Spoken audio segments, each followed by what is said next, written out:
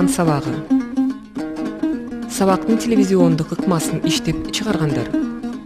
Койгон режиссеру жана оператор Эгнар Оразалиев. Монтаждын режиссеру жана технологиялык бөлүм Мурат Токтогазиевдики.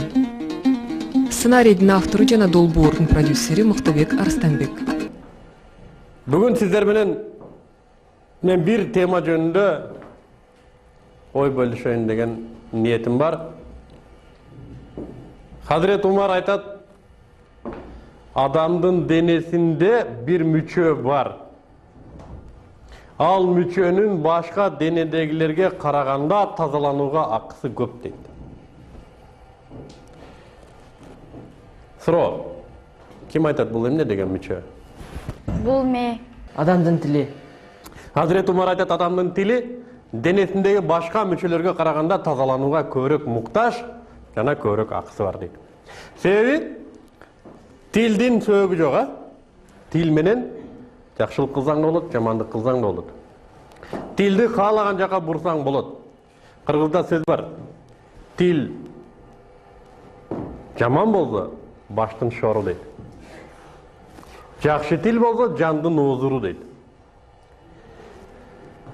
Тил менен жакшылыкты айтуу же жамандыкты айтуу ошол тилдин тазаргандыгынан, тилдин тарбиясынан көз каранды. Тили жаман адамдан көп жамандыкты күтсө болот. Пайгамбар айтат, Мухаммад Мустафа саллаллаху алейхи ва саллам, ким жакшы мусулман дегенди айтат да, тилинен жана колунан жамандык келбеген жакшы мусулман дейт. Демек, бүгүн тил жөнүндө сүйлөшүп көрөлүк. Мухаммед пайгамбар айтат, мусулмандын ишеничи таза болбойт, тили таза болмоюнча дейт. Ал эми анын тили таза болбойт, качан гана анын жанында турганы же кошунасы мен мындан жамандык көрөм же болбосо жаман сөз угам деп коопсуздонбой калганга чейин анын тили тазарбайт дейт. Мисалы үчүн кимдир бирөөңүздөрдөн досуңуздар корксо, мен бирден айтсам, мага жаман сөз айтып коюшу мүмкүн деп. Демек ал тили таза эмес. Чынбы? Тили таза болбосо эмне болду? Ишеничи таза эмес. Пайгамбардын Муаз деген бир сахабасы сурайт. Я Расулалла, биз акыретте айткан сөздөрүбүз үчүн жооп беребизби дейт. Дегенде пайгамбар айтат, о Муаз, адамды тозокко алып кирүүчү жалган сөздөн жаманы жок дейт. Жаман сөздөн жаманы жок дейт, адамды тозокко алып кирүүчү.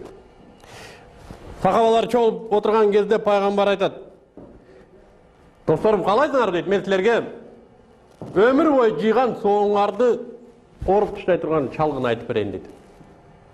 Чалгыны билесиңер го? Чөөргөн. Көрдүңөр беле? Адамдардын сооптору болот. Ар бир кылган ишиңиздерге сооп аласыздар да. Ошол соопторду дейт, чалгыдай кылып оруп тыштай турган орокто айтып берейинби дейт. Айт албетте дейт. Биздин соопторубузду оруп турган нерсе бар бекен дейт. Ал нерсе тил дейт. Канчалыгын көп жакшы нерселерди кылсаңыздар дагы, тилиңиздер жаман болсо, жакшылык кылганыңыздардан куру каласыздар. Пайгамбар ушуну айткысы келет. Мен мына ушул сабакка даярданып атып, бир 20дан ашык, балким чындыгында мындан көп болушу да мүмкүн, 20дан ашык кесепет чогулттум да, тилдин кесепети. Тилдин жамандыгы, тилдин акыретте эмес, мунагу дүйнөдө эле тийгизген жамандыктары жөнүндө 20дан ашык себеп таптым. Бүгүн ошолордун биринчисин сиздер менен талкуулап өтүүгө аракет кылайын. Демек, бүгүн тил кесепети деген тема кыла турган болсок, биринчи темага мен жаман сөздөр деген теманы коет элем бүгүн. Эми маектешип көрөлү. Жаман сөздөр деп эмнени, кайсы сөздөр жаман деп айтабыз? Айткан сөзүң башка адамга жакса бул жакшы сөз болот, эми айткан сөзүң башка адамга жакпаса же зыян келтирсе бул жаман сөз болот. Демек, жаман сөз деп эмне дедик? Кимдир бирөөгө жакпаган жана зыян келтирчү сөздөр. Кайсы сөздөр кимдир бирөөгө жакпайт же зыян келтирет? Ким айтат? Кандай сөздөр бизге жакпайт жана кандай сөздөр бизге зыян келтирет? Жалган. Жалган сөз бул да сөз эмес. Бул да аракет. Демек, жаман сөз деп бул жигит айтты. Бул бизге жакпаган сөздөр дейт. Кайсы сөздөр жакпайт? Кайсыл сөздөр жаман сөздөр? Мысалы, бір киши экинчи киши жөнү жок жерден жамандаса. Муну жала десек болот, муну домат десек болот. Мисалы мен айтар элем, Кыргызда тоо кетпесин деп кыздын абийирин катуу сактайт. Кызды кичинекейинен абийирлүү кылып тарбиялайт. Абийирлүү дегени кандай? Башка бирөөгө орой айтпаган, башка бирөөгө мамилеси жакшы болгон. Себеби ал кыз жөнүндө бирөө жаман айтпаш керек. Бирөөгө жаман айттырууга ал кыз шарт түзбөш керек. Биз азыр эркектер чогулган жерде эмнени сүйлөйбүз? Кыздарды сүйлөйбүз. Чынбы? Муну карачы мындай экен, муну карачы мындай экен, муну карачы мындай, муну карачы мындай, муну кара мындай, муну кара мындай. Чынбы? Азыр каякты караба, кыздардын жылаңач кейпи, телевизорду карасаң порнография, эротика, бүт аялды аздектеп, аялды урмат кыла турган биздеги сезимдин баарын мокотуп, биздин эң ардактап келген кылымдар бою кыргызды кыргыз кылып келген кыз жанды сүйө билген элди кызын урматтоодон алыстатып атат. Демек, аялдар жөнүндө сүйлөө, жаман айтуу, аялдарды маскаралап сүйлөө, жаман сөзгө киреби?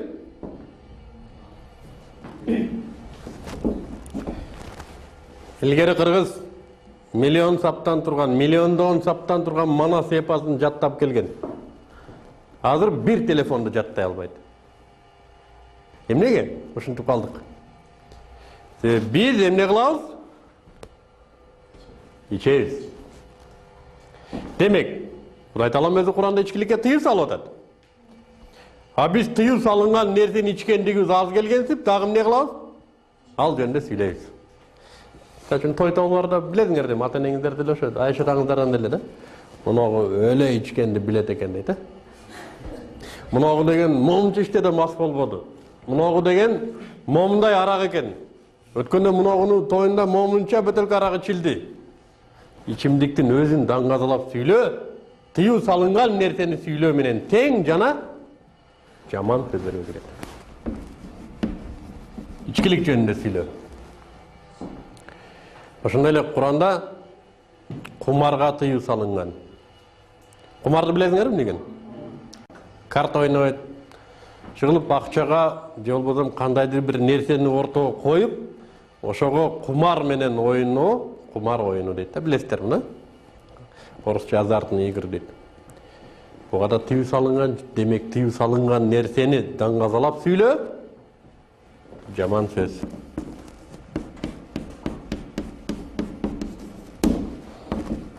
Дагы бир категория калды. Адамдарды түз жолдон адаштырчу бир касиет бар. Түз жолдон адаштырат адамдарды. Эгерде өз кезегинде ошол касиетти баспаса, ошол касиетти токтотпосо, ал адамдарды адаштырат. Ал адамды элден чыгарат. Ким айтат бул касиет, кайсы касиет? Ата энеңди сыйлабасаң, өзүңдү билсең, жалган айтсаң, баарынан ажырайсың. Бой көтөрүп, тоотпогон, менсинип сүйлөгөн адамды эмне дейт? Текебер адам дейт, билесиңерби? Текебер дейт. Текебер дегени арабтын кибир деген сөзүнөн чоң, менсинүү, мен мындан жакшымын, мен мындан чоңмун, жолдо мен өзгөчөмүн деген бой көтөргөндүк, тоотпостук, бул текеберчилик. Бул адамды адаштырчу мүнөздөрдөн. Себеби Куранда айтат, мен билем дейт, Кудай айтат, силердин кимиңиздер артык экениңиздерди мен билем дейт. Адам билбейт. Адамдарга буйрулган нерсе бириңиздер болгон мамилеңиздер менен гана баа бергиле дейт. Оюңарда эмне бар аны? Бир Кудай өзү билет. Демек, мен мындан жакшымын дейиш, туура эмес. А ким айтат мен мындан жакшымын деп? Текебер гана адам айтат. Демек, мына ошол текеберчиликти кээде биз мактайбыз да. Не деп мактайбыз? Крутой экен деп мактайбыз. Чынбы? Ага тамшанабыз, суктанабыз. Биз анын текеберчилигине суктанып атабыз. Анын менсинип бой көтөргөндүгүн даңгазалап атабыз. Демек, мына ушунун өзү дагы бирөөнүн текеберчилигин мактоо, же болбосо бирөөнүн текеберчилигине суктануу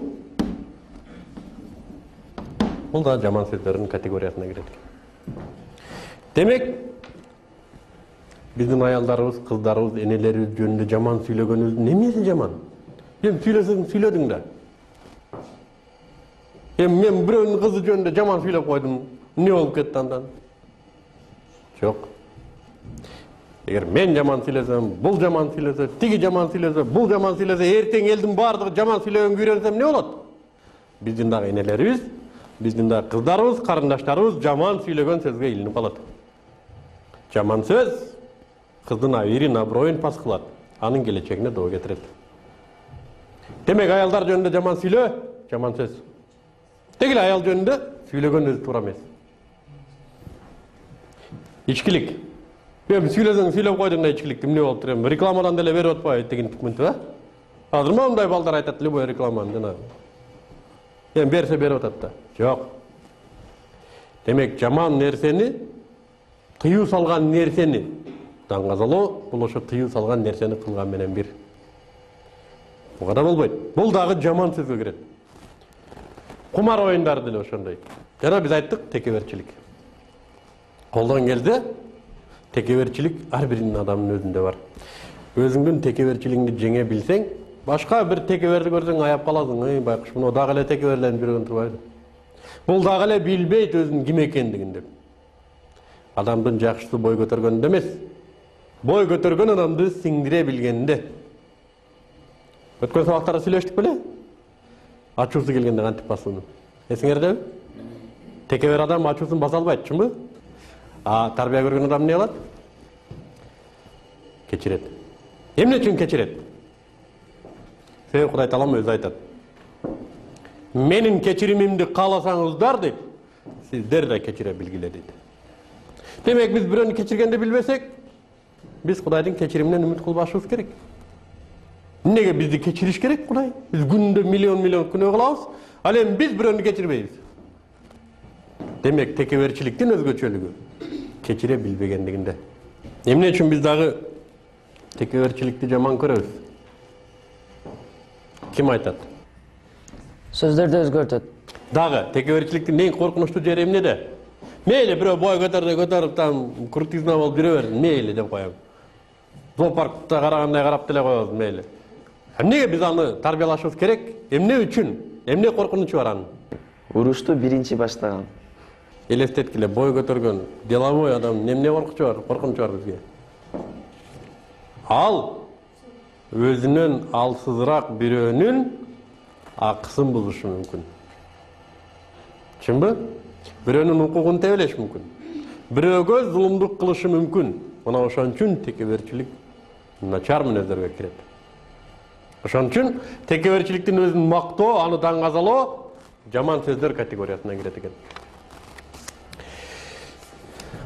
Пайгамбар айтат, эгерде дейт, сиздер бир нерсе көрсөңүздөр, сиздерге тиешеси болбосо, унчукпай эле кетип калган жакшы.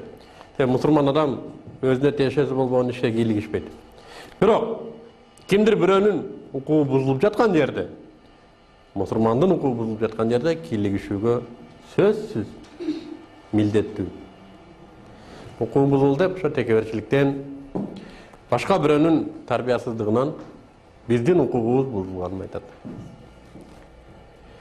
Дагы бир хадисте пайгамбар айтат, мусулмандар жакшы сүйлөгүлө дейт. Эгер жакшы сүйлөөгө мүмкүнчүлүк болбосо, ал отуруштан кетип эле калгыла дейт. Унчукпай эле койгула дейт.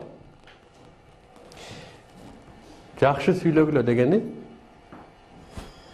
мунагу сөздөрдү сүйлөбөгүлө дегени. Жаман сөздөрдү сүйлөбөгүлө дегени, мына ушуларды сүйлөбөгүлө. Эгер биз чогулган жерде мына ушулар жөнүндө сөз болуп аткан болсо, демек биз эмне кылышыбыз керек? Ол сөздү токтотууга аракет кылышыбыз керек. Же кетип калган болот. Демек бүгүн биз сиздер менен тил кесепеттери деген сериядан жаман сөздөр жөнүндө кичине болсо дагы акыл калчоого мүмкүнчүлүк таптык. Демек, кайталайлы. Жаман сөздөр эмне деген сөздөр дедик? Бизге жакпаган, бизди буза турган жана биздин туған уруубузга акарат келтире турган жана туған уруубузга жакпаган сөздөрдү жаман сөздөр дедик. Мисалы, биздин кыздарыбыз, аялдарыбыз жөнүндө айтылган сөздөр жаман сөздөр. Ичкилик, тамеки, адамдын ден соолугуна зыян келтире турган нерселер жөнүндө сүйлөө жаман сөз дедик. Кумар оюндары жөнүндө сүйлөө жаман сөз дедик. Жана ошондой эле текеберчилик, бирөөнүн акысын тебелегендик, зомбулуктар жөнүндө даңгазалап, аларга суктанып сүйлөө жаман сөздөр дедик. Түшүндүкпү? Демек, мына ушул категориядагы сөздөр болгон болсо, сиздер акыңыздар бар. Акыңыздар бар. Сен жаман айтып жатасың, жаман сүйлөп жатасың деп эскертүү кылууга акыңыздар бар. Анткени пайгамбар айтат, мусулмандар тагыраак айтканда акыретке ишенгендер жана Кудайдын каарынан корккондор жакшы гана сөздөрдү сүйлөсүн, же унчукпасын дейт. Мен негизги айтайын дегеним, эгерде жакшы сөз сүйлөө мүмкүнчүлүгү болбосо, унчукпай эле отурган жакшы. Жакшы сөз сүйлөөгө адам качан жетишет? Качан сабактарга түгөл келип, жакшы билим алганда. Анда келерки сабакка чейин саламат болуңуздар. Бүгүн келгениңиздерге рахмат. Эмки сабактан жолугушканга чейин. Бардыгыңыздарды Кудай Таалам тилеген максаттарыңыздарга жеткизсин, үй бүлөңүздөргө тынчтык берсин. Ассаламу алейкум.